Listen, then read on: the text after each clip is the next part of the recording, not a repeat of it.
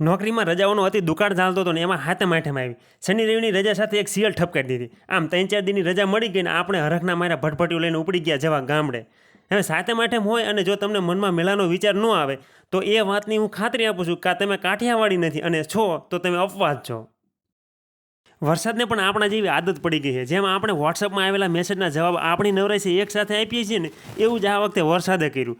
બધાએ બહુ કર્યું કે વરસી જાય બાપલિયા વરસી જાય. ત્યારે એને સાંભળ્યું જ નહીં, કોઈના બાપનું ન સાંભળ્યું. અને હવે એક સાથે બધાની વાત સાંભળીને દેવાવાળી જ કરી, દે ને દે. હવે સૌથી વધુ તકલીફ તો અહીંયા પડી કે મેળાના ટાઈમે દે જ કર્યો, બંધ જ નહીં થયો. અને મેળાના ટાઈમે વરસાદ એવી બહાટી વગાડી કે મેળાની મોજને તો ખેદાન મેદાન કરી નાખી. અને આટલું ઓછું હોય તેમ ઓલી નવરી બજારું વરસાદના વિડીયો સ્ટેટસ પર મૂકે અને ગીત હોય પાછું કયું ખબર છે તમને? મેહુલે માંડા છે મનાણ, આવ્યો ધરતીનો ધણી મેહુલો રેલો. એટલે આ ગીત તો એટલી વાર સાંભળ્યું કે હવે કાયદેસર મગજનો તો આંકડો થઈ ગયો. મનમાં તો એમ થતું હતું કે મેહુલિયાની હારે પૂરમાં તમે ગયા હોત ને તો આ ધરતી ઉપર થોડો બોજ ઓછો થાત.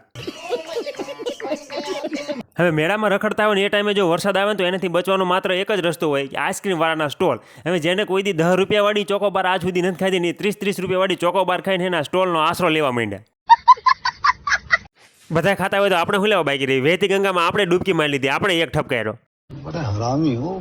જ્યારે નાના છોકરાને આ રબરિયામાં ઠેકતા અને પેલા હવા ભરેલા પૂતળામાં કૂદતા જોઉં છું ત્યારે એ અફસોસ હજુ થાય છે કે આપણે વહેલા મોટા થઈ ગયા. અમારા વખતનું ચકડોળ એટલે પેલું ધૂમનું બાઇક માથે બઈ જવાનું, હેન્ડલ પકડી લેવાનું, લાલ પીળી લાઇટ થતી હોય ને એક કાકા એ ધક્કો મારતા હોય અને ગીત વાગતું હોય, ધૂમ ચાલે ધૂમ. મેળા વિશે તો એવું કહેવાય છે ને કે મેળે આવે ને મેળે જાય એનું નામ મેળો. પણ મેળાનું સૌથી વધુ મહત્વ તો જેનું નવું ગોઠવાનું છે ને એ કપલિયાઓનું હોય છે, જેની હજુ નવી સગાઈ થઈ છે. 2 મહિના અગાઉ તો બાબુ દીકુ જાનુને તો વાયદા કરાવે કે તને આમ ફેરવીશ ને તેમ ફેરવીશ ને આપણે મોટા ચકડોળમાં બેસીશું ને આ ખાવા જઈશું ને તે ખાવા જઈશું. વરસાદે તો બધા અરમાન ઉપર પાણી ફેરવી નાખ્યું એટલે જાનુ અને દીકુ ખભા ઉપર હાથ મૂકીને હવે ગારામાં હાલા જાય, બીજો કોઈ ઓપ્શન નથી.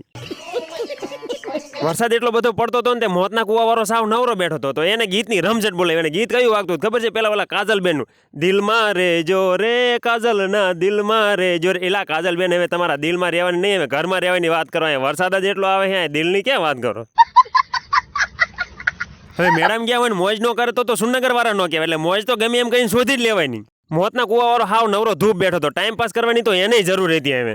એટલે એને જઈને કીધું કે હુડાના ગીત વગાડ. અને ગીત વગાડ્યા ને પછી આપણા માલધારી ભાઈઓએ વરસતા વરસાદમાં જે રમઝટ બોલાવી, આમ મેળામાં જે આંટો મારવા આવ્યા હતા એમને થોડુંક એન્ટરટેનમેન્ટ થઈ ગયું. અમારો આવો મેળો ગયો હાથમ આઠમનો. તમારે કેવું રહ્યું કોમેન્ટ કરીને જણાવજો. વરસાદ હતો કે નહોતો? સબસ્ક્રાઇબ કરવાનું બાકી હોય તો કરી દેજો. ફરી મળશું નવા વિડીયોમાં.